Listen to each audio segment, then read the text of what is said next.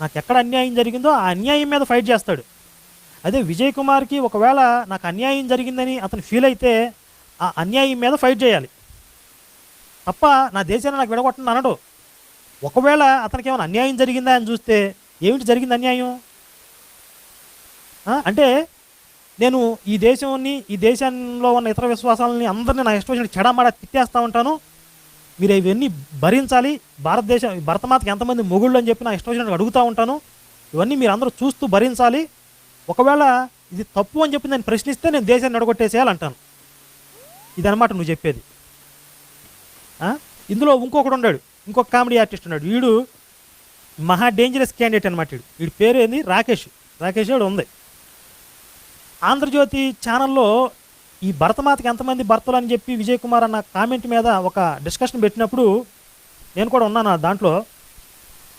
అందులో